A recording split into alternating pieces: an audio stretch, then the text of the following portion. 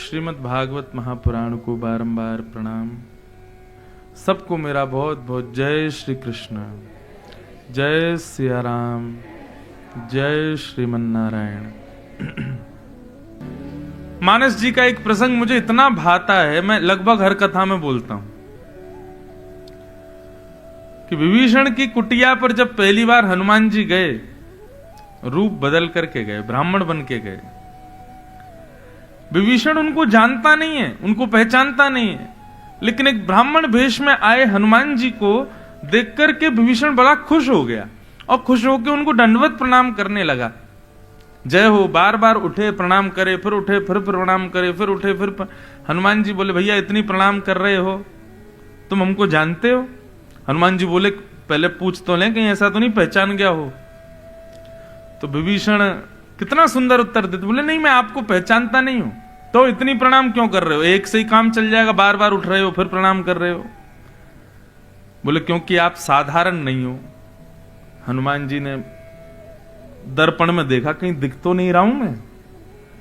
फिर चेक किया तो फिर भी वो ब्राह्मण वेश में थे। बोले तो साधारण असाधारण क्या है मुझ में? बोले क्योंकि जब से आप मेरी कुटिया में आए और जब से मुझे दिख रहे हो, तब से मुझे राम जी की बहुत याद आ रही है, तब से मुझे मेरे राम जी बहुत प्यारे लग रहे हैं। अन्य दिन तो राम जी प्यारे लगते ही हैं, राम जी का भजन होता ही है, पर आज जब से आप मेरी कुटिया में आए हो, तब से राम जी और ज्यादा स्नेही लग रहे हैं, तो निश्चित ही आप कोई साधारण नहीं हो। हनुमान जी समझ गए और तुरंत अपने वेश में आ गए। ये समझो ऐसी स्थिति जिसकी वो ठाकुर जी का स्वीकार का पात्र है।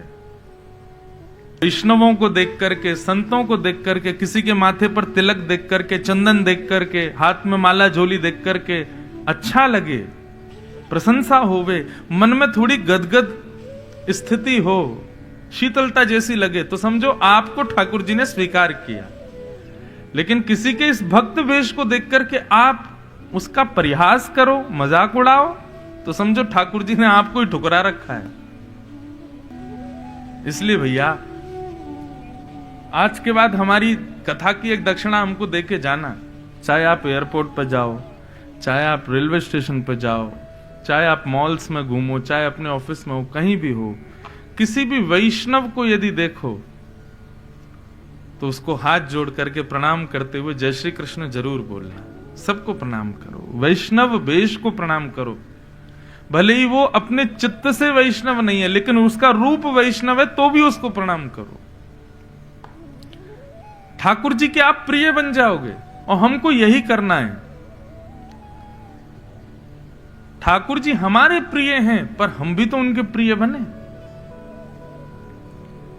बच्चे खूब मेहनत करते हैं, क्यों? हम माता पिता को अच्छे लगने लगे। पत्नी खूब परिश्रम करती है कि मैं अपने पति को प्रिय लगूं। ऐसे ही भक्त भी परिश्रम करे कि मैं ठाकुर जी का प्रिय बनूं। और ठाकुर जी का प्रिय वही जो ठाकुर जी के भक्तों से प्रीति करे। अभी हमारी स्थिति क्या है बंधुओं?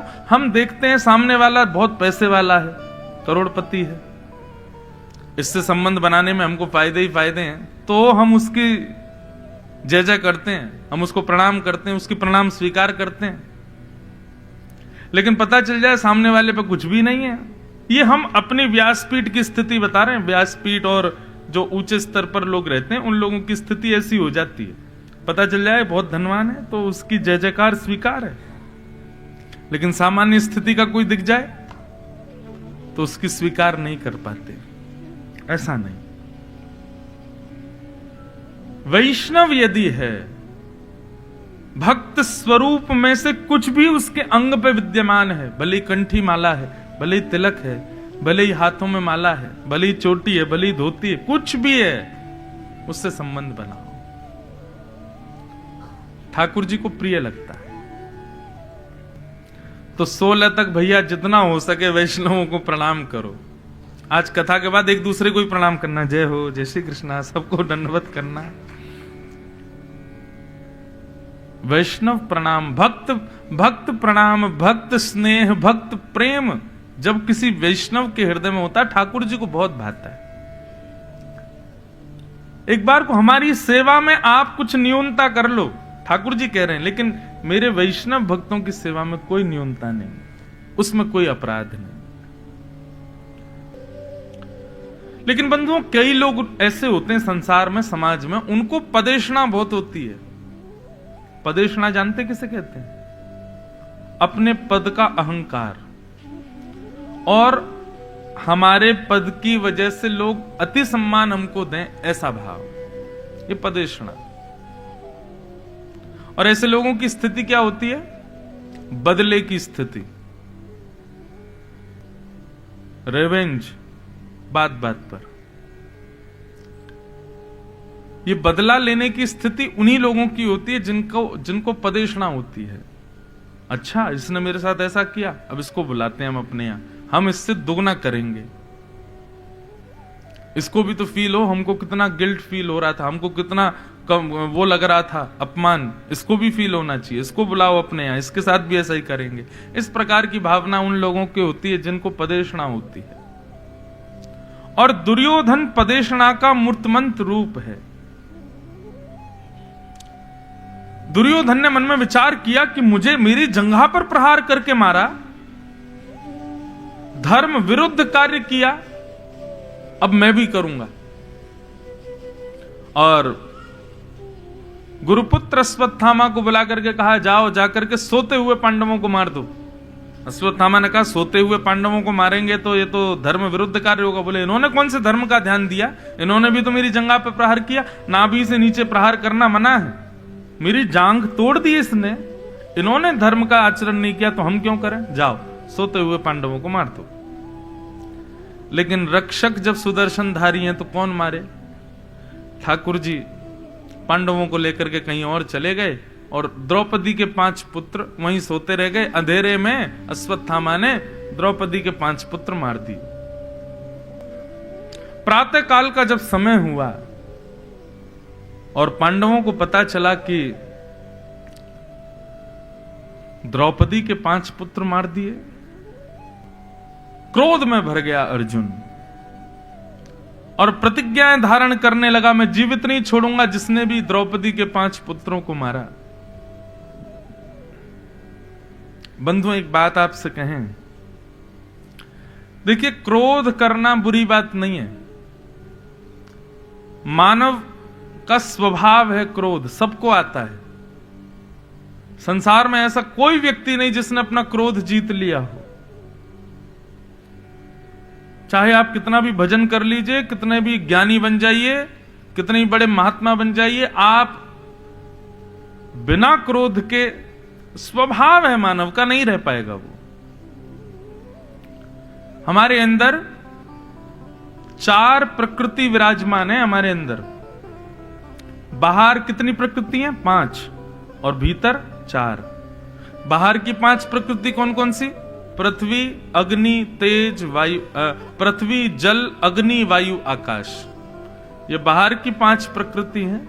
और 4 प्रकृति हमारे भीतर हैं, मन, बुद्धि, चित्त और अहंकार। ये अहंकार ही क्रोध को जन्म देता है। यहां पर अहंकार का मतलब अभिमान या फिर प्राउड मत लीजिएगा, सेल्फ कॉन्शियसनेस लीजिएगा। अहंकार सबके अंदर होता है और वही अहंकार क्रोध को जन्म देता है, सबको आता है। क्रोध से आप कभी नहीं बच पाओगे, लेकिन क्रोध में बुरा होता है निर्णय। जो हम निर्णय लेते हैं वो बुरा होता है। तो क्रोध आने दीजिए, कोई बात नहीं, बस हमारी कई इतनी बात मान लीजिए, क्रोध में कोई निर्णय मत लीजिए कभी, क्योंकि क्रोध में लिया गया निर्णय आपके हित में कभी नहीं हो सकता। सदैव प्रतीक्षा कीजिए, क्रोध जब शांत हो जाए, क्रोध जब ठंडा हो जाए, तब निर्णय लीजिए। दूसरी बात, हम लोग भजन कब करते हैं? जब हमारे जीवन में दुख आता है। उल्टा करो, जब क्रोध आए तब भजन करो। जैसे लगे कि बेटा कुछ ऐसा कर रहा है जो आपको अच्छा नहीं लग रहा, तो पहुंच जाओ मंदिर में, भजन करो ठाकुर जी का, हरे कृष्ण कृष्ण कृष्ण हरे।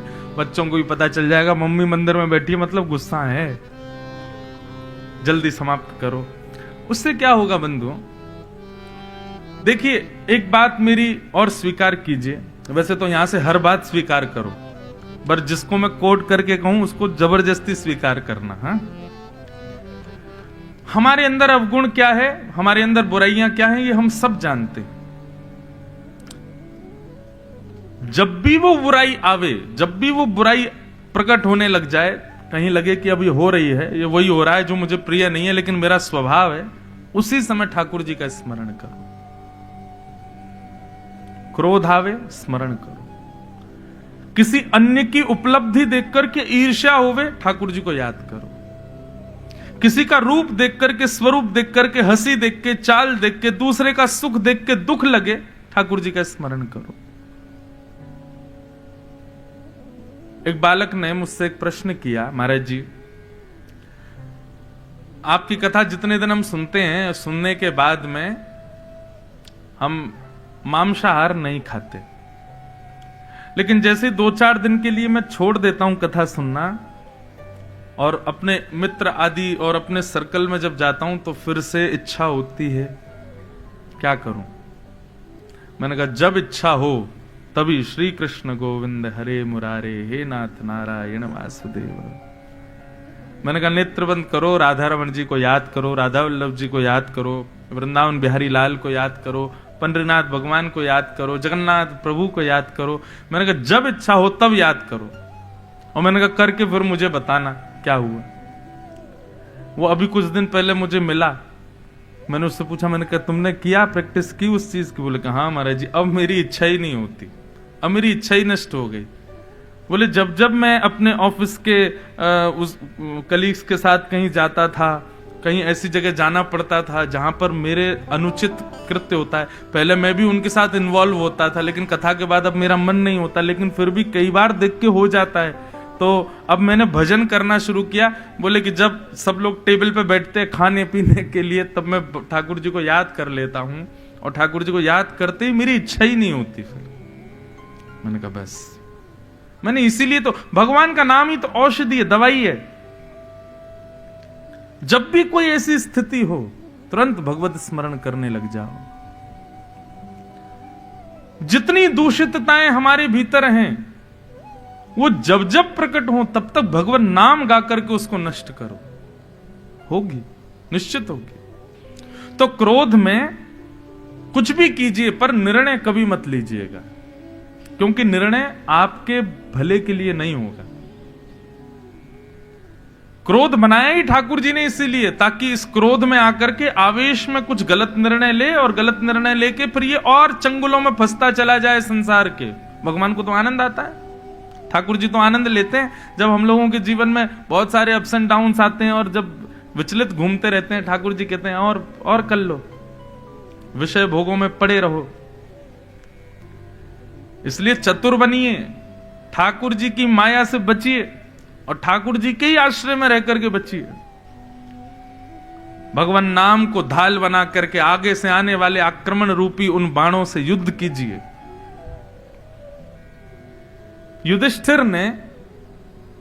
युधिष्ठिर से यक्षराज ने एक प्रश्न किया। पूज्य पिताजी महाराज अपनी कथा में सुनाते, इतना सुंदर ये प्रसंग है। यक्षराज के कुछ प्रश्न हैं और वो प्रश्न युधिष्ठिर से उन्होंने किए। उसमें से एक प्रश्न करते हैं कि बताओ आश्चर्य क्या है संसार में, दुनिया का सबसे बड़ा आश्चर्य क्या है, जिनको हम 7 वंडर्स बोलते हैं। 7 ही हैं कि 8 हैं? 7 ही है ना, पहले 8 थे ना, 7 ही नहीं हैं? 7 ये ज्यादा जी के इनको आती 7। हमारे वृंदावन में भी 7 वंडर्स हैं, राधा वल्लभ, राधा रमण, वृंदावन बिहारी, मदन मोहन, गोपीनाथ, युगल किशोर और कौन बचे? हाँ, अरे इनको कैसे भूल गए? कुंज बिहारी। आपको पता बांके बिहारी का असली नाम क्या है? कुंज बिहारी। पहले कुंज में विराजते थे ना, लता पत्रों में ही विराजते थे श्री कुंज बिहारी। फिर बाद में मंदिर में विराज गए। फिर मॉडर्न लोगों ने कहा ये बांकी अदा से खड़े हैं तो इनका नाम बांके बिहारी। बाकी श्री स्वामी हरदास जी महाराज ने तो सदा कुंज बिहारी ही कहा। कुंज बिहारी श्री हरिदास। तो यक्षराज ने युधिष्ठिर से पूछा, बताओ संसार का सबसे बड़ा आश्चर्य क्या है? तो युधिष्ठिर ने इतना सुंदर उत्तर दिया। युधिष्ठिर कहते हैं, भगवान का नाम इतना सुलभ है। सुलभ मतलब इजीली मिल जाता है। अगर बाहर शॉपिंग कर रहे जो लोग बाग हैं, इनसे भी जाकर के अगर आप पूछो कि भगवान का कोई नाम बताओ, तो ये भी कोई ना कोई नाम बता ही देंगे, सबको पता है। अन्य जाति अन्य पंथ के लोगों से भी जाकर के अगर आप पूछो कि भगवान के नाम क्या है, तो वो भी बता देंगे। भगवान का नाम सबको पता है। तो सुलभम भगवान नाम, भगवान का नाम बड़ा सुलभ है, सबको पता है। और उस नाम को गाने वाली जीभ हमारे वश में है। नाम कौन गाएगी? जीभ ही गाएगी। जीभ किसके वश में? हमारे वश में। तो भगवान का नाम इतना सुलभ है, उसको गाने वाली जीभ हमारे वश में है, फिर भी लोग नरक चले जाते हैं। इससे बड़ा आश्चर्य कोई नहीं है। इससे बड़ा दुनिया का कोई आश्चर्य नहीं है। क्यों? नरक कौन जाता? जो भगवान नाम नहीं गाता वो नरक जाता है। बोले इतना सुलभ भगवान नाम, उसको गाने वाली जीभ हमारे वश में, फिर भी नरक में ताले नहीं लगे अभी तक। ये सबसे बड़ा आश्चर्य है। यक्षराज प्रसन्न हो गए, वाह युधिष्ठिर तुम्हारा उत्तर अद्भुत है। इसलिए भैया भगवान नाम गाओ, दो काम होंगे, आपका अवगुण भी नष्ट होगा और भगवान भजन भी हो जाएगा। तो आज ही लिस्ट बनाओ, हमारे अवगुण क्या है, जब जब वो प्रकट हो तब तब हरि स्मरण करो, हरि को याद करो। और विशेष रूप से तो क्रोध की काल में, क्रोध जब आवे, दोनों मुट्ठियां ऐसे बांध लेना, कस के बैठ जाना। दुनिया में कोई कितना ही बड़ा क्रोध आपको आ रहा हो, बस उस समय हरे कृष्ण कृष्ण कृष्ण हरे हरे, हरे राम राम राम हरे हरे, श्री कृष्ण गोविंद हरे मुरारे, हे नाथ नारायण वासुदेव, जो आपको आता हो उससे ठाकुर जी का नाम गान करो। अर्जुन क्रोध में बोल रहा है कि द्रौपदी के 5 पुत्रों के हत्यारे को जीवित नहीं छोड़ूंगा। भगवान उस समय अर्जुन का हाथ पकड़ते हैं, अर्जुन क्रोध में निर्णय नहीं लो। लेकिन क्रोध में किसकी कौन सुनता है? अर्जुन ने अपना हाथ हटाया, बोले आप रहने दीजिए, आज मुझे लेने दीजिए निर्णय। भगवान बोले तो फिर लौट के मेरे पास मत आइयो, जब फंस जाएगा। और वही होगा, जब हम फंस जाते हैं तब ठाकुर जी के पास जाते हैं। ठाकुर जी तो पहले बहुत रोकते हैं हमको। सही बताना, जब भयंकर क्रोध आता है और हम कुछ अपशब्द बोलने जाते हैं, उस समय हमारी जीभ भी कांपती है, हमारे हाथ पांव भी कांपते हैं, रोकते हैं हमको, नहीं हम नहीं मानते। बाद में जब अनर्थ हो जाता है तब ठाकुर जी के पास जाते हैं, रक्षमाम ठाकुर जी कृपा करो। ठाकुर जी बोलते हैं, मैं तो उस समय रोक रहा था, तेरी जीभ लड़खड़ा रही थी, तेरे हाथ पांव कांप रहे थे, तुझे रोक रहे थे मत बोल, लेकिन तू नहीं माना। अब क्यों आया मेरे पास? अर्जुन के साथ भी वही हुआ, प्रतिज्ञा ले ली, मैं 5 पुत्रों के हत्यारों को जीवित नहीं छोड़ूंगा। और जब अश्वत्थामा को बंदी बना करके लाया अर्जुन, युधिष्ठिर ने कहा पहले बालकों की माता से आज्ञा ले लो, द्रौपदी यदि कहे तब मारना इसको। अर्जुन ने जाकर के द्रौपदी से पूछा, द्रौपदी ये तुम्हारे 5 पुत्रों का हत्यारा है, मैं इसका वध करने वाला हूं, बस तुम आज्ञा दो। द्रौपदी कहती है, अर्जुन किसको बंदी बना के लाए हो? तुम्हारे बालकों के हत्यारे को। बोले हत्यारा कौन है? अश्वत्थामा। अश्वत्थामा किसका बेटा है? बोले हमारे गुरुदेव का बेटा है। गुरुपुत्र गुरु समान होता है, और ये गुरुपुत्र गुरु समान तो है ही, दूसरा ब्राह्मण भी है। अर्जुन हम क्षत्रिय हैं, और ब्राह्मण क्षत्रियों के लिए सदा पूजनीय होते हैं, उनको मारने का अधिकार नहीं है। बंधुओं, शास्त्रों में बहुत ध्यान से सुनिएगा, एक तो ब्राह्मणों को ब्राह्मण की हत्या करने को निषेध कहा गया, और दूसरी बात माताओं की हत्या। कितना भी बड़ा अपराध इनसे हो जाए, दंड दे दीजिए, लेकिन आप हत्या नहीं कर सकते। शास्त्रों में इसको निषेध बताया गया, घनघोर पाप बताया गया। आगे अभी विषय सुनना, क्योंकि इसमें भी एक प्रश्न उठ जाएगा। ठाकुर जी ने भी 2-4 ब्राह्मण मारे। रावण खुद ब्राह्मण था, हिरण्यकश्यप ब्राह्मण था, ठाकुर जी ने उनका वध किया। और खुद ही नियम बना रहे हैं, ब्राह्मण ब्रह्म बंधुर न हंतव्य आतताई बदारण, ब्राह्मण को मारना नहीं चाहिए, फिर आपने क्यों मारा? इसका उत्तर भी ठाकुर जी का है, लेकिन पहले विषय सुनो। द्रौपदी कहती है इसको मत मारो, ये ब्राह्मण है और ब्राह्मण हमारे लिए सदा गुरु होता है। अर्जुन इसको छोड़ दो। दूसरी बात द्रौपदी कहती हैं इसको इसलिए मत मारो क्योंकि अपनी मां का अकेला सहारा है ये।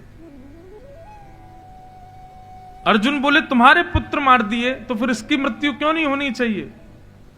बोले मेरे पुत्र मर गए पर मेरे 5 पति जीवित हैं, मैं किसी के सहारे रह सकती हूं, पर अश्वत्थामा के पिता पहले ही मार दिए गए तो इनकी मां विधवा हो गई, अब इसको भी मार दोगे तो इनकी मां रहेगी किसके भरोसे? इसलिए इसको मत मारो। द्रौपदी ने बहुत कुछ कहा, पर द्रौपदी की बात में 5 चीजें विशेष दिखी हैं जो कि श्री सूत जी महाराज यहां कहते हैं। द्रौपदी ने जो निर्णय लिया अश्वत्थामा को छोड़ने का, उसमें धर्म भी है, उसमें न्याय भी है, उसमें करुणा यानी कि दया भी है, निर्वलीकम यानी कि निष्कपटता भी है, और सम यानी कि समता भी है। कोई भी व्यक्ति कभी भी कोई निर्णय ले 5 बातों को पहले प्रधान रखे। धर्म, हमारी जो निर्णय हो वो अधर्म युक्त ना हो, धर्म युक्त हो। धर्म किसे कहते हैं बंधुओं? जिससे सब धारण होते हो उसको धर्म कहा जाता है। केवल मेरा परिवार धारण हो, मैं बच जाऊं, मेरा परिवार बच जाए, मेरा सब समाज बच, नहीं, ऐसा निर्णय जिससे सब बचे वो धर्म। धर्म।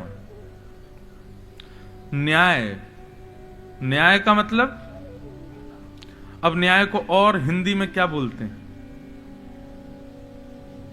एक प्रकार से इसको डिफाइन कर सकते हैं कि उसके साथ भला हुआ, भला, न्याय, न्याय को इस प्रकार से ले सकते हैं। तो आपके लिए निर्णय में धर्म होना चाहिए, न्याय होना चाहिए।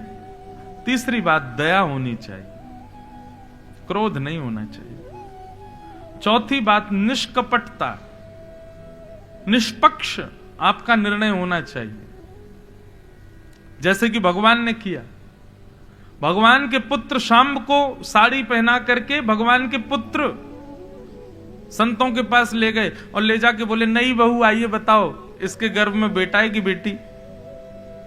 संतों ने जब नेत्र बंद करके देखा तो पता चल गया, बोले कि कोई लड़की वड़की नहीं है, कोई माता नहीं है, ये तो कोई भगवान का पुत्र है शाम्ब, उसको साड़ी पहना के हमारी परीक्षा करने आए हैं।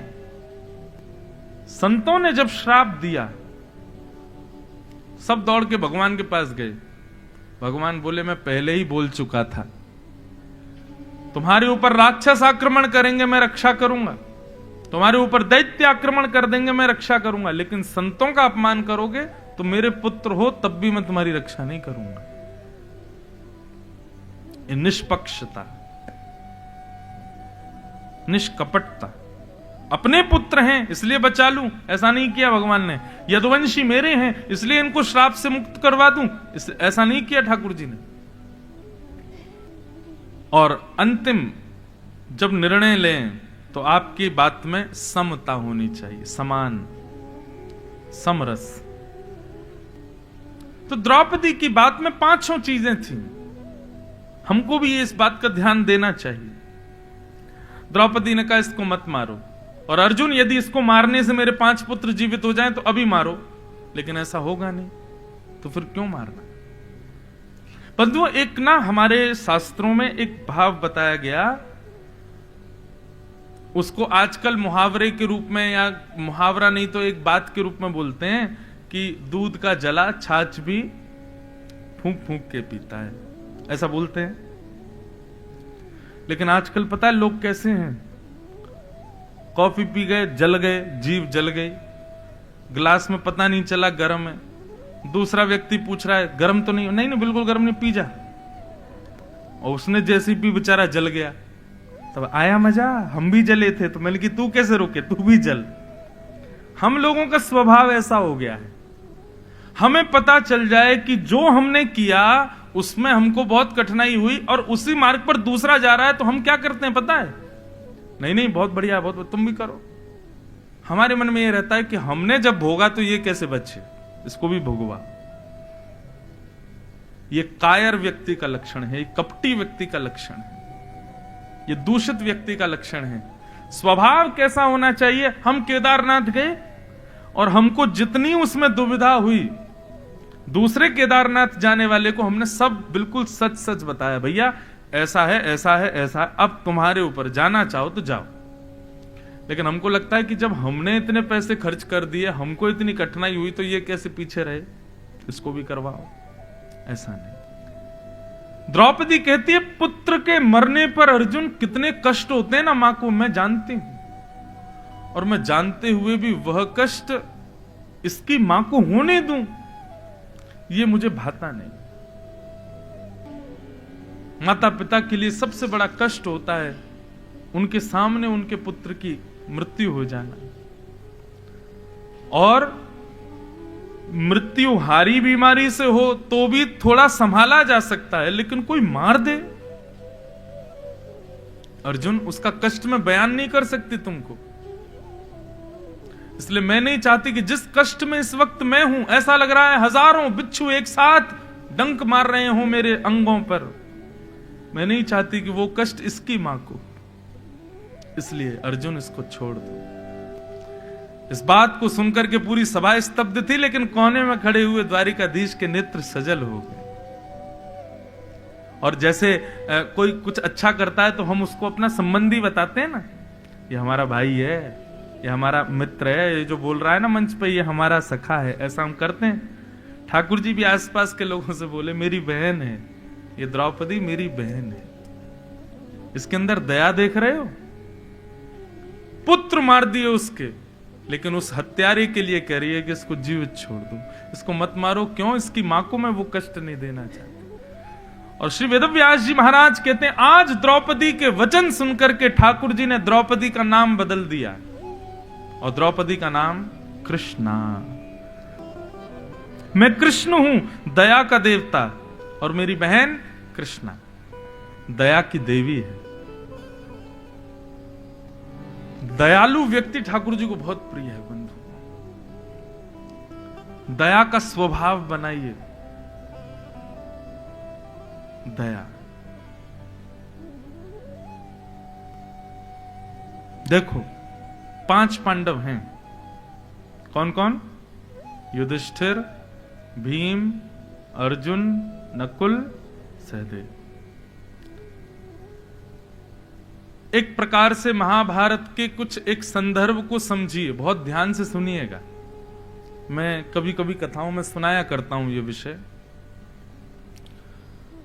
5 पांडव किसी ना किसी गुण से युक्त हैं। जैसे कि युधिष्ठिर का गुण है धर्म, वो धर्म बहुत इसलिए उनको धर्मराज युधिष्ठिर कहा जाता है। आप कभी सीरियल भी देखेंगे महाभारत का, वहां भी धर्मराज युधिष्ठिर। क्यों? क्योंकि धर्म के विपरीत कोई काम करता ही नहीं दुर्योधन, इसलिए धर्मराज। और भीम का स्वरूप है बल, बहुत बलवान है। अर्जुन का स्वरूप है आत्मा, वो किसी से भी लग जाती है जिससे स्नेह हो जाए। नकुल का स्वरूप है सुंदर रूप, और सहदेव का स्वभाव है बुद्धि। तो धर्म, बल, आत्मा, स्वरूप और बुद्धि, ये 5 गुण हैं 5 पांडवों में। इन 5 में से ऐसा हो ही नहीं सकता कि सभागार में एक गुण भी आपके भीतर ना हो। कोई रूपवान है, कोई बुद्धिमान है, कोई धर्मवान है, कोई बलवान है, और किसी का स्वभाव आत्मा अर्जुन जैसी किसी से भी अटैच हो जाता है बहुत जल्दी। हर घर में एक व्यक्ति ऐसा होता है कि उसके अंदर इतनी दया होती है बेचारे के अंदर कि कोई बेचारा झूठे को भी अगर मगरमच्छ के आंसू बहा दे तो वो भी उसके प्रति भी वो पिघल जाता है। ऐसे लोग होते हैं। वैसे तो हर आदमी अपने आप को ऐसा ही मानता है कथा करते करते ना बहुत सारी चीजें अनुभव में आ जाती है। हर आदमी अपने आप को अच्छा ही मानता है। सबको यही लगता है कि ये वाला जो व्यास जी वाला जो गुण बता रहे हैं ना, जिसमें बहुत इमोशनल हो रहे हों, ये मेरा ये मैं ही हूं ऐसा। तो हम जब बोलते हैं तो श्रोताओं को देखते हैं ना, तो आपस में एक दूसरे से कहते हैं मेरी फीलिंग्स बोल रहे हैं महाराज जी। तो कई लोगों का स्वभाव होता है, स्वरूप होता है, बहुत जल्दी अटैच हो जाते हैं लोगों से। अर्जुन का ये स्वरूप है। तो मेरा कहने का अभिप्राय, पांचों पांडवों के जो 5 गुण हैं, यहां इस सभागार में बैठे हुए हर इंसान के अंदर एक गुण तो है। या तो धर्म है, या फिर बल है, या फिर आत्मा है, या फिर बुद्धि है, या फिर स्वरूप है। परंतु मन में बात आती है, क्या ये 5 गुण कौरवों में नहीं है? कौरवों के पास भी है। कौरवों में भी कोई रूपवान है, कौरवों में भी कोई बलवान है। अरे बलवान, भीष्म पितामह आदि इतने बलवान थे कि क्या बताना। उनके संदर्भ में भी स्वरूपवान, रूपवान, बलवान, धर्मवान लोग हैं। तो इसका मतलब यदि ये 5 गुण हमारे अंदर हैं तो हम कौरव भी हो सकते हैं, पांडव भी हो सकते हैं। पर पांडवों के इन 5 गुणों के साथ 2 गुण और हैं एक्स्ट्रा। बहुत सावधानी से सुनो, बात समझ आ रही है ना? ये 5 गुण तो हमारे भीतर कोई ना कोई एक गुण तो है, लेकिन उस गुण के साथ हमें 2 गुण और एक्स्ट्रा चाहिए। और पहला गुण द्रौपदी यानी कि दया, और दूसरा गुण ज्ञान यानी कि श्री कृष्ण। यदि ये 2 गुण एक्स्ट्रा हमारे पास हैं, तो भले ही हमारे पास धर्म है, बल है, आत्मा है, बुद्धि है, स्वरूप है, लेकिन किसी भी एक के साथ में यदि दया यानी द्रौपदी, इनकी 5 की पत्नी, और कृष्ण रूपी ज्ञान यदि हमारे पास है, तो हम पांडव हैं। तभी हम महाभारत रूपी इस संसार को जीत पाएंगे। नहीं तो इस संसार में हर दिन कोई ना कोई हार रहा है। संसार में किसी ना किसी की पराजय हो रही है, और पराजय कौरवों की होती है, पांडवों की नहीं होती। क्योंकि पांडवों के पास दया रूपी द्रौपदी और ज्ञान रूपी कृष्ण है। ये बहुत चिंतन का विषय बंधु। भागवत को ना केवल 4 घंटे सुन के मत जाया कीजिए। यहां से जाने के बाद में व्यास जी क्या सुना रहे थे उसको थोड़ा सोचा कीजिए, थोड़ा उसको विचार किया कीजिए, तब आपके मन में प्रस्फुटित होंगी बातें। एक गुरुजी वृद्ध हो गए, तो उन्होंने कहा कि भाई अब मुझे उत्तराधिकारी चुनना है। उनके 2 शिष्य बड़े प्रिय थे। दोनों शिष्यों ने कहा गुरुजी हमको बनाओ। बोले कि भाई 2 को कैसे बनाऊं, 1 को बनाऊंगा। बोले आपको हम दोनों में जो ज्यादा योग्य दिखता हो उसको आप बना दो। तो गुरुजी ने कहा चलो ठीक है, अभी तो मेरे अंदर प्राण हैं, तो 2-3 साल तो मैं जीवित रहूंगा। 1-1 मुट्ठी चने दोनों को दे दिए। बोले लो 3 साल का समय दे रहा हूं, 3 साल बाद जो ये चने मुझे वापस करेगा उसको मैं गद्दी पर बैठाऊंगा। तो एक शिष्य ने तो उन चनों को अपनी जटा खोल के जटा में बांध लिया, और दूसरे शिष्य ने उन चनों को जाकर के जमीन में बो दिया। 3 साल बाद जब दोनों लौट करके आए, तो पहले शिष्य से कहा हाँ भाई चने कहां हैं, आज उत्तराधिकारी की घोषणा करनी है। उसने जैसी जटा खोली तो महाराज कीड़े मकोड़े भग रहे थे ऊपर से। गुरुजी बोले राम राम, बदबू कर दी, भाग यहां से। बोले गुरुजी आपने तो चने दिए थे, कहा 5 साल बाद लौटाना, ले आया मैं। बोले ऐसे कहा था। दूसरे शिष्य से पूछा हाँ भाई तुम्हारे चने कहां? बोले गुरुजी बाहर बैलगाड़ी में रखे हैं, आपने 1 मुट्ठी दिया, अब वो बैलगाड़ी भर के खूब सारे हो गए, मैंने बो दिया उनको जाके। गुरुजी बोले ये है उत्तराधिकारी, इसको बैठा। मतलब कहने का अभिप्राय, यहां से केवल आपको बीज दिए जाएंगे, मैं कोई पेड़ पौधे नहीं दूंगा, फल नहीं दूंगा, बीज दे सकते हैं। व्यास बीज देता है, और उस बीज को अंकुरित करके वृक्ष पुष्पित फलित करना, ये श्रोता का धर्म होता है। तो कथा चिंतन का विषय बंधुओं। प्रयास कीजिए कि कथा के बाद में, जैसे भोजन करने के बाद आपको शास्त्र आज्ञा करते हैं, भोजनांते सत्पदम गच्छेत, भोजन के बाद 100 कदम चलना चाहिए, तभी भोजन पचेगा।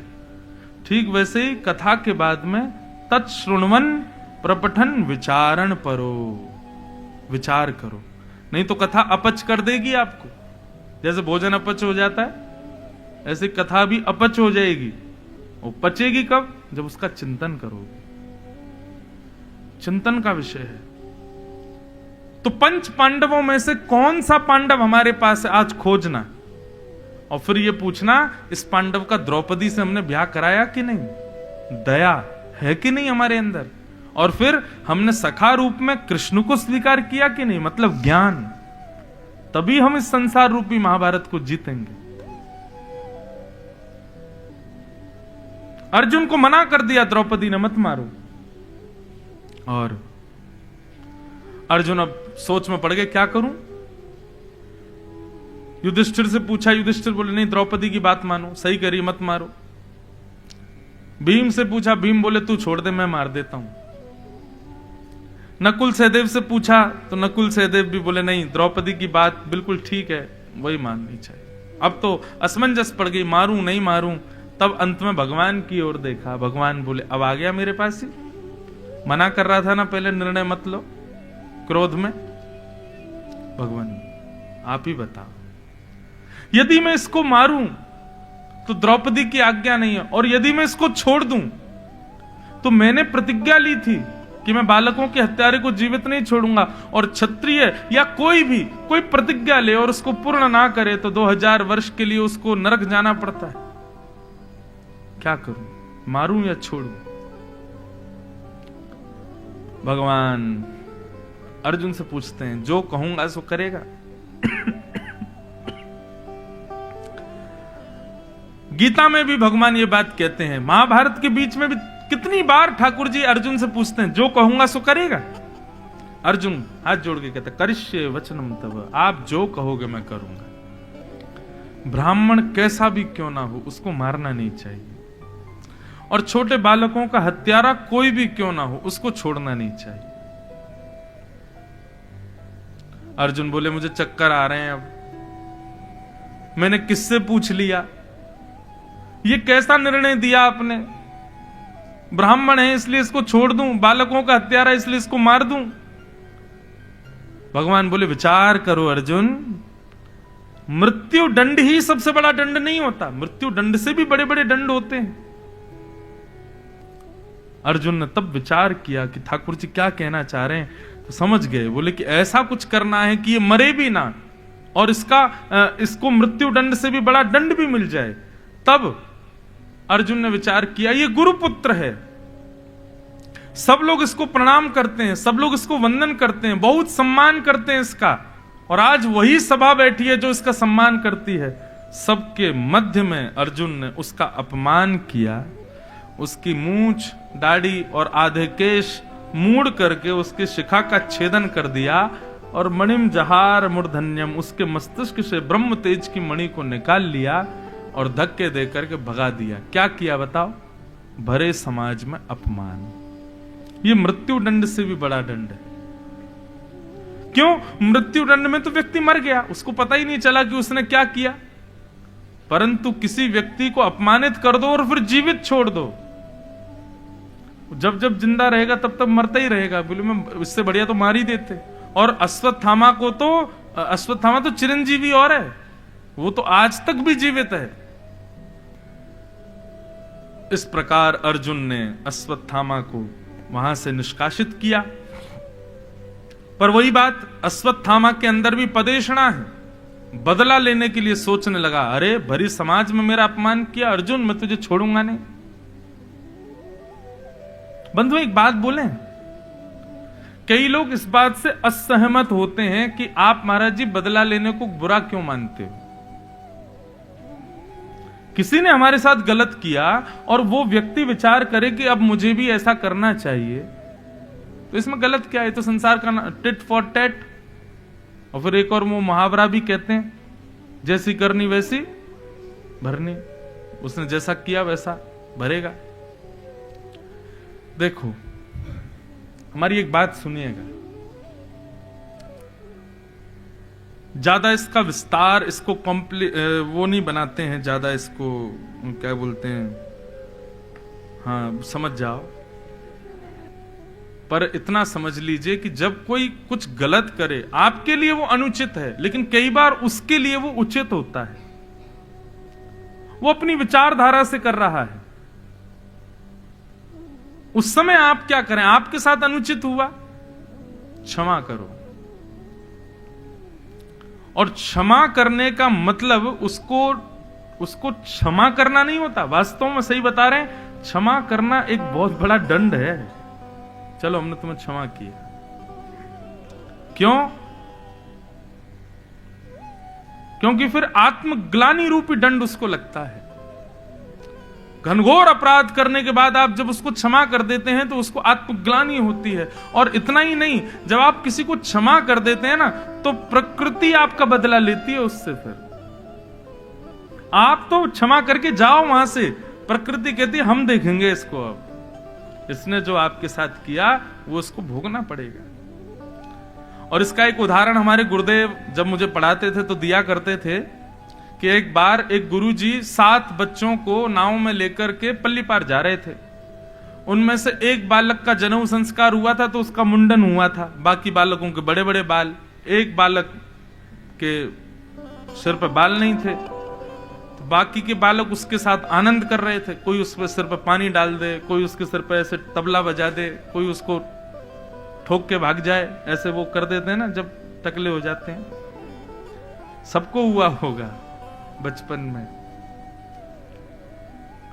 तो एक सामान्य सी कथा है, लेकिन बहुत अच्छी बात बताई उसमें कि उस बालक को सारे बालक छेड़ रहे थे। 6 के 6 बालक उस पर, कोई जल डाल रहा था, कोई तबला बजा रहा था, कोई ऐसे मार के भाग रहा था। लेकिन वो बालक पता है क्या कर रहा था? मुस्कुरा रहा था, बस सुन के सह रहा था। उसने कुछ नहीं कहा, ना ही शिकायत की, ना ही उन लोगों से कुछ कहा। उसका परिणाम क्या हुआ? उसने क्षमा कर दिया सबको। तो जैसे ही किनारे पर नाव पहुंची तो 6 के 6 उत्पाती बालक जैसे ही देखा नाव पहुंच गई, तुरंत कूद गए नाव में से किनारे पर। परंतु वो दिख रहा था कि किनारा आ चुका है, लेकिन वो दलदल था, सब उसमें जाके धस गए, गले गले में धस गए। अब चिल्ला में गुरुजी बचाओ, गुरुजी बचाओ। तब गुरुजी ने पहले तो उनको एक पाठ पढ़ाया। बोले तुमको पता है ये क्यों हुआ तुम्हारे साथ? बोले क्यों? क्योंकि तुमने गलत किया और उसने तुमको क्षमा कर दिया, इसलिए प्रकृति ने तुमसे बदला लिया। आज के बाद कभी किसी के साथ अनुचित करना मत, और अनुचित करो और वो क्षमा कर दे तो फिर तैयार रहना, प्रकृति उसका बदला लेगी। इसलिए आपके साथ कोई अनुचित करे, निसंकोच निस्संदेह क्षमा कर दीजिए उसको। इसका मतलब यह नहीं है कि वो बच गया, प्रकृति उससे बदला लेगी उसकी करने का। क्षमा। अश्वत्थामा ने मन में विचार किया, मेरा अपमान किया अर्जुन ने, मैं अभी बताता हूं। तभी उसने विचार किया कि अर्जुन का पुत्र अभिमन्यु जब मारा जा रहा था, जब मर गया था, तब किसी ने कहा था कि उसकी पत्नी गर्भवती है। बेचारा अभिमन्यु अपने बालक का मुख नहीं देख पाया। मतलब अभी भी इन पांडवों का एक वंशधर बचा है, 5 को तो मैंने मार दिया। तुरंत उत्तरा का स्मरण करके अश्वत्थामा ने ब्रह्मास्त्र छोड़ दिया उसके गर्भ के बालक को मारने के लिए। जैसे ही ब्रह्मास्त्र छोड़ा, उत्तरा व्याकुल हो गई। और यहां भगवान द्वारिका को प्रस्थान कर रहे थे, पांडवों को विदा लेके। बोले भैया अब तुम जीत गए, हस्तिनापुर के राजा बन गए, इंद्रप्रस्थ पर शासन करो, चलो हम चलते हैं। जैसे ही भगवान द्वारिका को निकलने लगे, इतने में ही उत्तरा दौड़ी दौड़ी भगवान के पास आई और ठाकुर जी से प्रार्थना करने लगे, पाहि पाहि महायोगिन देव देव जगतपते, नान्यम तद भयम पश्ये यत्र मृत्यु परस्परम। ये श्लोक, उत्तरा का ये श्लोक याद कर लीजिए। और जब भी जीवन में ऐसी भयावह कभी विपत्ति आवे, भयावह विपत्ति का मतलब बिल्कुल ऐसी स्थिति हो गई कि महाराज अब तो बचेंगे ही नहीं हम। ऐसी स्थिति जब आवे तब इस मंत्र का, इस श्लोक का गायन करना शुरू कर दीजिएगा। इस श्लोक का प्रभाव क्या है पता है? जब भी कोई भयावह स्थिति हुई और आपने इस श्लोक का गायन किया, स्वयं श्रीमन नारायण अपनी गदा लेकर के प्रकट हो जाएंगे और उस परिस्थिति से आपको उबार के ले जाएंगे। इस मंत्र में ताकत है, उत्तरा का ये मंत्र। उत्तरा ने जब ये मंत्र गाया, भगवान देख रहे थे उत्तरा को, सब लोग खड़े थे लेकिन किसी को भी दिखाई नहीं दिया। ठाकुर जी एक रूप से बाहर, उत्तरा रो रही है, उत्तरा की बात सुन रहे हैं, और इतने में ही ठाकुर जी ने दूसरा रूप सूक्ष्म धारण किया, उत्तरा की श्वास से उसके भीतर प्रवेश किया, अपनी चक्रा नाम की गदा को आकाश में इतनी द्रुत गति से घुमाया कि अश्वत्थामा के द्वारा छोड़ा गया ब्रह्मास्त्र वहीं समाप्त हो गया। बोलो भक्त वत्सल भगवान की। भगवान ने परीक्षित की रक्षा की। ये उत्तरा के गर्भ में बालक है, कौन है? परीक्षित। आप हनुमान चालीसा का पाठ करो, नारायण कवच का पाठ करो, किसी भी प्रकार की इस स्तुतियों का पाठ करो, उसके पीछे उद्देश्य क्या होता है आपका? लोग हनुमान चालीसा का पाठ करते हैं, उद्देश्य क्या होता है? हे हनुमान जी महाराज हमारे संकट दूर करना, बुद्धि विवेक हमारा बढ़ाना, बल बुद्धि विद्या देव मोह हरऊं क्लेश विकार आदि आदि भाव। परंतु एक इसके पीछे एक प्रिय भाव बताऊं, हनुमान चालीसा का पाठ इसलिए नहीं कि हे नाथ हमारी रक्षा करो, हमारी विपत्तियों को दूर करो, बल्कि ये भाव रहो, हे हनुमान जी हमारे साथ रहो। नारायण कवच का पाठ करो और गोपाल जी से ये नहीं कहो हमारी रक्षा करो, ये कहो हमारे साथ रहो, हमारे संग रहो। वो संग रहेंगे तो विपत्ति आएगी नहीं अपने आप। बस इन सब स्तुतियों का पाठ करके विपत्तियां ठाकुर जी को मत समझाओ कि इसको दूर करो, ठाकुर जी से प्रार्थना करो, हे नाथ बस आप हमारे संग रहो, हमारे साथ रहो, विराजो, ये भाव रखो। मैं नित्य नारायण कवच करता हूं, ज्यादा नियम नहीं, बस नारायण कवच और लाल जी की सेवा। अब लाल जी की सेवा भी अब व्यस्तता के कारण कभी कभी मैं नहीं भी कर पाता, लेकिन नारायण कवच रोज करता हूं, बस इससे ज्यादा नियम नहीं है। उस नियम में भी भाव यही कि हे लाल जी, क्योंकि जब नारायण कवच हमारे नाना जी ने हमको याद कराया, भागवत का ही है, तो नाना जी ने हमसे कहा बोले लाला जब या को कोई पाठ करे ना तो ठाकुर जी वही के संग रहे। तब से मन में ये भाव आ गया, बोले ठाकुर जी संग रहे इसलिए नारायण कवच का पाठ, हनुमान जी संग रहें इसलिए हनुमान चालीसा का पाठ, राम जी संग रहें इसलिए राम रक्षा स्तोत्र का पाठ। विपत्ति दूर कराने के लिए मत करो ये सब पाठ, ठाकुर जी स्वार्थी समझेंगे हमको। ठाकुर जी कह रहे हैं, बोले बता स्तुति गा रहा काय को? बोले बॉडी गार्ड के लिए कर रहा है कि हमारे से बॉडी गार्ड रहो, आगे पीछे हमारी रक्षा करते हुए चलो। नहीं, संग रहो नाथ। उत्तरा ने भगवान को पुकारा और भगवान ने उनके गर्भ में प्रवेश करके परीक्षित की रक्षा की।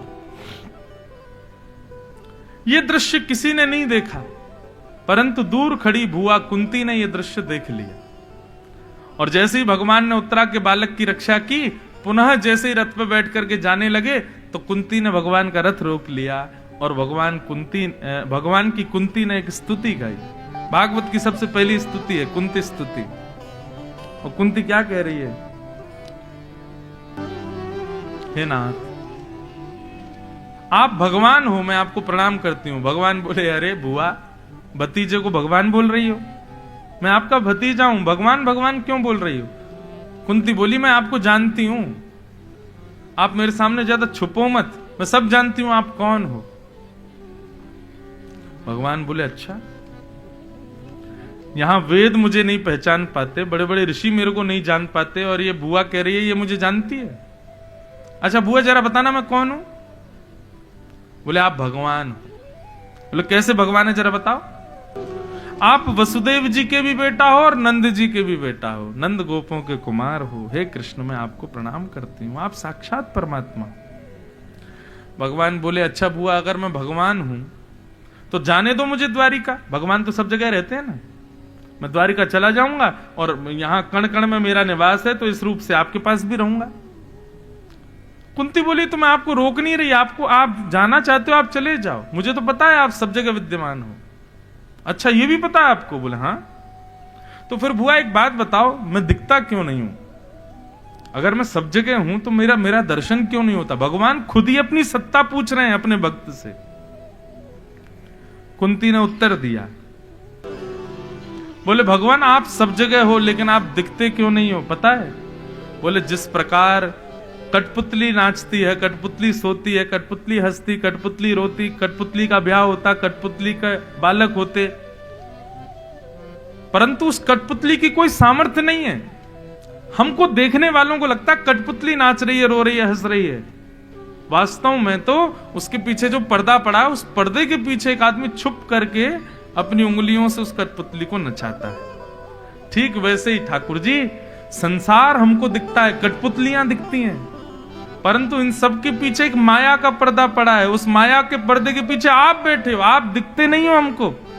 लेकिन कोई सदगुरु समर्थ यदि जीवन में आ जाए और आकर के उस माया के पर्दे को हटा दे तो आप दिख जाते हो, आपका दर्शन हो जाता है।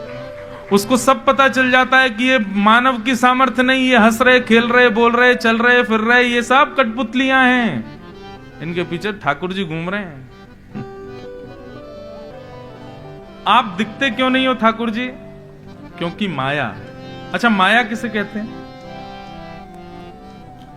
संसार की हर वो वस्तु जिसमें हम आसक्त होकर के फिर उससे विमुक्त नहीं हो पाते, उसको माया कहते हैं। और आज की डेट में सबसे बड़ी माया बताऊं? जे रहा, ये सबसे बड़ी माया है। हनुमान जी महाराज पूरे दिन राम जी की सेवा में रहते थे, लेकिन जैसे ही शाम होने लगती थी हनुमान जी के उतनी व्याकुलता बढ़ने लगती। क्यों? रात में राम जी तो कनक भवन में चले जाएंगे, वहां मेरा प्रवेश नहीं है। कनक भवन में तो केवल सीता जी और सहचरियां रहती हैं, मैं तो जा ही नहीं सकता। तब हनुमान जी रो रो के विधाता से कहते हैं, अरे विधाता तुमने मुझे पुरुष क्यों बनाया? मुझे स्त्री बना देते, मुझे भी सहचरी बना देते, तो मैं भी राम जी के साथ में नित्य भवन में प्रवेश करता। जैसे ही राम जी कनक भवन की ओर जाते, श्री हनुमान जी महाराज विलक उठते, साथ में जाते और कनक भवन के द्वार पर ही रुक जाते, क्योंकि उसके अंदर जा नहीं सकते। अंतःपुर है, निज निवास है राम जी का, सीता जी का, वहां सहचरियां जा सकती हैं, पुरुष और कोई नहीं। हनुमान जी रात भर बाहर बैठे रहते और प्रार्थना करते, हे गुरुदेव जल्दी प्रकट हो जाओ, सूर्य नारायण जल्दी सुबह हो, जल्दी राम जी प्रकट हो। रोज की यही स्थिति। एक दिन हनुमान जी इतने व्याकुल हो गए कि इतने रोए। सुबह जैसे ही राम जी द्वार खोल के बाहर आए तो देखा हनुमान जी के नेत्र लाल पड़े हैं, अविरल अश्रुधार गिर रही है। आप रात भर कनक भवन में रहते, इतनी देर का भी वियोग मेरे नेत्रों से सहन नहीं होता। मुझे पीड़ा होती है मेरे नेत्रों में जब तक मेरे राघव मुझे नहीं दिखते। आप कृपा करो मेरे ऊपर, मुझे भी अंतःपुर में प्रवेश दिलाओ। तब हनुमान जी को राम जी ने सीता जी के पास भेजा, बोले जाओ, किशोरी जी कृपा करेंगी तो ये संभव होगा। तब किशोरी जी को जाकर के प्रणाम किया। किशोरी जी ने कहा सहचरियों के पास जाओ। हनुमान जी सहचरियों के पीछे पीछे घूमने लगे। सहचरियों ने कहा सरजू जी के पास जाओ। अंत तो गत्वा हनुमान जी सरजू जी के पास गए और जैसे रुदन करना प्रारंभ किया, हनुमान जी के अश्रु बिंद का एक बिंदु जैसे ही सरजू जी में गिरा, सरजू जी का पूरा जल तप गया, प्रकट हो गई सरजू मैया। क्या हुआ हनुमंतलाल, इतने वेदना, इतना कष्ट क्यों आपको? बोले मुझे सहचरी बना दो। ये रात्रि में राम जी जाते हैं कनक भवन में, वो वियोग मुझसे सहन नहीं होता। ऐसी कृपा करो दिन में मैं हनुमंत वेश में रहूं पूरे दिन राम जी के संग, और रात में कोई सहचरी वेश में। तब सरजू जी ने कृपा करके श्री हनुमान जी महाराज को चारुलता सहचरी का रूप प्रदान किया। और जैसी शाम होती हनुमान जी एक सखी वेश में आ जाते और राम जी के साथ अंतःपुर में जाके वीणा वादन की सेवा करते पूरी रात राम जी को देखते हुए। हमारी स्थिति है ऐसी। 7 दिन बाद कथा पूरी हो जाएगी तो थोड़ी देर का वियोग होगा, थोड़ी देर वेदना होगी कि कथा पूरी हो गई, लेकिन अगले दिन से फिर सब लोग अपने कार्यों में व्यस्त। लेकिन स्थिति ऐसी कभी हुई कि हम कथा के बिना रह ही नहीं पाए? नहीं हो पाता। अच्छा एक बात कहें, हमारी तो हो चुकी है ऐसी, हम कथा के बिना अब नहीं रह सकते। कथा के बीच में अवकाश मिले ये तो जरूरी है, घर जाना है, सब गृहस्थ देखना है, परिवार देखना है, परंतु लंबा अभी समय, वैसे लंबे समय तक ऐसा है नहीं कि मुझे लंबे समय तक कथा ना हो, लगातार कथा ही कथा है। सोच सोच के भय भी लगता है कि इतनी कथाएं कैसे करेंगे, कमर टूट रही है। लेकिन यह भी लग रहा है कथा अगर नहीं हुई तो जिएंगे कैसे? ठाकुर जी की चर्चा किए बिना अब रह नहीं सकते। ऐसी स्थिति होना यह साधारण बात नहीं है। हमारी जरूरत ठाकुर जी नहीं बने हैं। हम ठाकुर जी को केवल एक सामान्य भाव से स्वीकार करते हैं, जरूरत के रूप में स्वीकार नहीं करते। जरूरत हमारे लिए फोन है, जरूरत हमारे लिए अन्न है, जरूरत हमारे लिए सांसारिक संबंध है। उन सब के बाद ठाकुर जी हैं। सबसे पहले रख के देखो, फिर अनुभव करना ठाकुर जी का। फर्स्ट प्रायोरिटी ठाकुर जी को दो, उसके बाद कोई और। लेकिन हमने तो बिल्कुल लीस्ट में रखा हुआ है ठाकुर जी को। तो माया के कारण ठाकुर जी नहीं दिखते। कुंती ने भगवान की स्तुति गाई और स्तुति गाते हुए अंत में कहा, हे नाथ मुझे विपत्तियां दे दो। विपत्ति का नाम सुनते ही भगवान बोले, विपत्ति क्यों चाहिए? बोले क्योंकि आपकी स्मृति विपत्ति में ज्यादा आती है, संपत्ति में कम आती है, इसलिए नाथ मुझे विपत्ति दे दो। भगवान ने कुंती को वरदान दिया, बोले तुम चिंता मत करो, विपत्ति संपत्ति में भी तुमको मेरी याद आवेगी। बंधुओं देखो, विपत्ति में ठाकुर जी का स्मरण करे ये सामान्य बात, लेकिन अत्यंत संपन्न होकर के भी ठाकुर जी के लिए 2 अश्रु बहावे, ठाकुर जी के लिए व्याकुल रहे, ये श्रेष्ठ बात है। अति संपन्न होकर के भी ठाकुर जी के लिए व्याकुल रहे, ये श्रेष्ठ बात है। विपत्ति में तो सब याद करते हैं, नास्तिक लोग भी विपत्ति में भगवान को पूज लेते हैं, लेकिन अत्यंत सुसंपन्न होने के बाद भी सब कुछ अच्छा है, कोई कमी नहीं है, उसके बाद भी आप ठाकुर जी के लिए व्याकुल हो रहे हैं, ये श्रेष्ठ बात है। कुंती ने भगवान की स्तुति गाई, भगवान ने अपने हृदय से लगाया। इस प्रकार कुंती की स्तुति विराम हुई। भगवान अब पुनः रथ पर बैठे द्वारिका निकलने के लिए, तो अब युधिष्ठिर रोने लग गए। भगवान बोले, अब ये क्यों रो रहा है? पहले जा रहा था तो उत्तरा आ गई, उत्तरा को मुक्त करके जाने लगा तो कुंती आ गई, अब कुंती को मुक्त करके जाने लगे तो युधिष्ठिर रोने लगा। भगवान बोले, ये मुझे जाने नहीं देंगे। भगवान बोले, अब तुम क्यों रो रहे हो? मैंने बहुत बड़ा पाप किया महाभारत युद्ध करके। भगवान बोले, क्यों? मैंने छोटे बालकों को अनाथ कर दिया, उनके पिताओं को मार दिया, मैंने कितनी सारी पत्नियों को विधवा कर दिया, उनके पतियों को मार दिया, मैंने अपने भाइयों को मार दिया, अपने गुरुजनों को मार दिया, मैंने अपनों को मार दिया महाभारत युद्ध में। मैंने बहुत बड़ा पाप किया है। बंधुओं देखो, आत्मग्लानि होनी चाहिए, पर आत्मग्लानि होने पर हम कुछ नहीं करेंगे, अब हम किसी योग्य नहीं हैं, अब हमें मर जाना चाहिए या हमें ऐसा कर देना चाहिए, ये गलत है। अपराध की आत्मग्लानि होना अच्छी बात है, पर उस आत्मग्लानि की वजह से स्वयं को तोड़ देना, स्वयं की बुद्धि विवेक को शून्य कर देना, यह उचित नहीं है। जब आत्मग्लानि हो ना कि मैंने बहुत गलत किया, उसी समय संकल्पित हो जाओ, ठाकुर जी बहुत बड़ा अपराध हो गया हमसे, आज के बाद नहीं करेंगे, और अपने कर्म में पुनः लग जाओ। उस समय स्तब्ध मत हो जाओ करने के बाद कि मेरे से क्या अपराध हो गया। कर्म करते रहो, आत्मग्लानि करो, परंतु आत्मग्लानि की वजह से स्वयं को विवेक शून्य मत बनाओ। लोग क्या करते हैं, कोई गलती पर आत्मग्लानि हुई और आत्मग्लानि होते ही स्वयं विवेक शून्य हो गए, स्तब्ध हो गए, सुन्न पड़ गए, अब क्या करें, अब तो हमसे कुछ होगा नहीं, अब तो हम कुछ कर ही नहीं पाएंगे, हमें करना भी नहीं चाहिए, हमने बहुत बड़ा अपराध कर दिया, आदि आदि। ये उचित नहीं है। गीता में भगवान ये बात कब बताते हैं? अर्जुन ने पहले तो भगवान को कहा, सेनयोर भयोर मध्य रथम स्थापयमेच्युता, मेरे रथ को उभय सेना के बीच में ले जाके खड़ा कर दो। भगवान जब ले गए तब सामने देख करके अर्जुन बोला, राम राम राम, ये मैंने क्या किया? भगवान बोले, क्यों? मैंने युद्ध के लिए हां कैसे बोल दिया ठाकुर जी? भगवान बोले, क्यों, क्या हो गया? ये मेरे अपने हैं, ये मेरे भाई हैं, मेरे गुरुजन हैं, मैं इनको कैसे मारूं? आत्मग्लानि तो हुई, लेकिन उसके बाद क्या किया अर्जुन ने? धनुष बाण रख दिए, अब मैं युद्ध नहीं कर सकता। तब भगवान ने वहां पर अर्जुन को बहुत जोर की फटकार लगाई। मोह के वश में क्या कर रहे हो अर्जुन? आत्मग्लानि करना उचित है, पर आत्मग्लानि के बाद में शून्य हो जाना, विवेक शून्य, बुद्धि शून्य हो जाना, यह उचित व्यक्ति का लक्षण नहीं।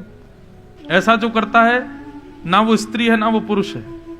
ठाकुर जी ने स्पष्ट कहा, उठाओ और युद्ध करो। युद्ध अपना कर्म तो करो, उसको क्यों त्यागना? आत्मग्लानि होने पर क्षमा मांग के पुनर्न करूंगा, ऐसा भाव रखो। अर्जुन की स्थिति अलग है, हम अपनी स्थिति बता रहे हैं। कभी भी आत्मग्लानि हो, अपने कार्य को मत छोड़िए, ठाकुर जी से क्षमा मांग करके पुनर्न करने का वचन दीजिए। अर्जुन को अब यहां पर युधिष्ठिर को आत्मग्लानि हुई, मैंने बहुत बड़ा, लेकिन देखो युधिष्ठिर और अर्जुन की आत्मग्लानि में अंतर क्या है? अर्जुन को आत्मग्लानि कब हो रही है? जब युद्ध करने जा रहा है, मतलब अभी मरे नहीं है उससे पहले। और युधिष्ठिर को कब हो रही है?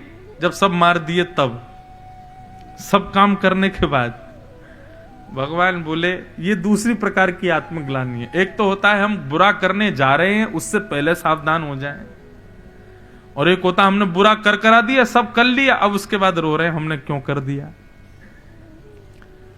ठाकुर जी बोले, भैया युधिष्ठिर, अब मैं दोबारा, मेरे में इतनी ताकत नहीं कि मैं, ताकत तो बहुत है लेकिन थक गए बेचारे भगवान भी। बोले अब फिर से गीता सुनाऊं मैं?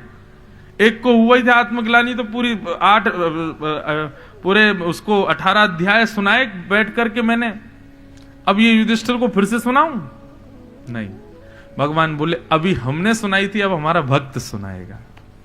और ठाकुर जी समस्त पांडवों को लेकर के पहुंच गए भीष्म पितामह के पास। बाणों की सैया पर लेटे हैं पितामह भीष्म, मरणासन अवस्था में हैं। सामने मृत्यु देवी खड़ी है हाथ जोड़ करके। क्यों? पितामह भीष्म को इच्छा मृत्यु का वरदान है, जब तक वो नहीं चाहेंगे मर नहीं सकते। मृत्यु देवी जैसे पास आती, भीष्म पितामह कहते खड़ी रहो, छूना नहीं मेरे को। बोले आप मुझे खुद बताइए, आप कब जाओगे मेरे साथ? बोले जब मैं श्याम सुंदर को निहार लूंगा, द्वारिकाधीश का दर्शन कर लूंगा, मन तृप्त हो जाएगा, तब तुम्हारे साथ चलूंगा। बंधुओं, मैं एक बात बोलूं, भीष्म पितामह के इस भाव पर मुझे मन में आता है कि इच्छा मृत्यु हम सबको मिली है, पर हमने श्रेष्ठ मृत्यु की कभी इच्छा ही नहीं की। यहां इतने लोग बैठे हैं, 2-4 लोगों की बात नहीं कर रहा, क्योंकि 2-4 को मैं जानता हूं कि उन्होंने इच्छा मृत्यु कर रखी है।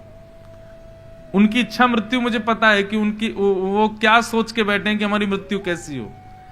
लेकिन यहां बैठे जितने भी लोग हैं, अधिकतर किसी ने भी कभी विचार नहीं किया होगा कि मेरी मृत्यु कैसी होनी चाहिए।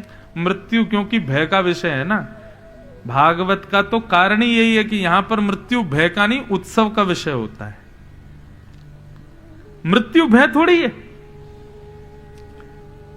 वैष्णव का स्वभाव अपनी इच्छा मृत्यु करे, मतलब हम हर उस वस्तु को सुधार लेते हैं जो हमारे पास नहीं है। जन्म लेती जैसी बुद्धि आने लग जाती है, धीरे धीरे पढ़ने जाते हैं, पढ़ करके विद्वान बनते हैं, कॉलेज में जाते हैं, यूनिवर्सिटीज में जाते हैं, हायर एजुकेशंस लेते हैं। एक डिग्री प्राप्त करके जॉब करते हैं, पैसा कमाते हैं, घर बनाते हैं, विवाह करते हैं, बच्चों को जन्म देकर के उनको पढ़ाते हैं। सब कुछ हम लोग डिसाइडेड करते हैं, पर मृत्यु कभी डिसाइड नहीं करते। मतलब डायरेक्टर ने मूवी की स्क्रिप्ट तो लिख दी, लेकिन एंड नहीं लिखा कि एंड क्या होगा। ऐसी मूवी को हीरो साइन करेगा ही नहीं जिसमें एंड ही ना हो। डायरेक्टर से पूछे भैया एंड क्या है, बोल एंड नहीं लिखा मैंने। ठीक उसी प्रकार बंधुओं, ये जीवन हमारी सबकी पिक्चर है, सब चल रही है। हम सब डिसाइड कर लेते हैं घर कहां बनाना है, विवाह कैसे व्यक्ति से करना है, बालक होंगे उनके नाम क्या होंगे, कौन से स्कूल में पढ़ेंगे, कैसे होंगे, बड़े होके क्या बनेंगे, उनका विवाह कैसे होगा। हम सब कुछ डिसाइड करते हैं और उन चीजों को डिसाइड कर लेते हैं जो असत्य हैं। आपने सोचा वर्ली में घर बनाना है, लेकिन घर बना जूहू में। आपने सोचा विवाह करूंगा परम परम परम सुंदर से, लेकिन विवाह हो गया साधारण से। आपने सोचा बच्चे बड़े सुपात्र होंगे, लेकिन हो गए महाकुटांट, कूद कूद करके सर ही फोड़ देते हैं। मन में विचार किया बच्चों को अच्छे स्कूल में पढ़ाएंगे, लेकिन पढ़ रहे हैं बेचारे सामान्य स्कूल में। मन में विचार किया था बच्चा बड़ा होकर के इंजीनियर बनेगा, लेकिन बन गया यूट्यूबर। आजकल ये भी एक प्रोफेशन है।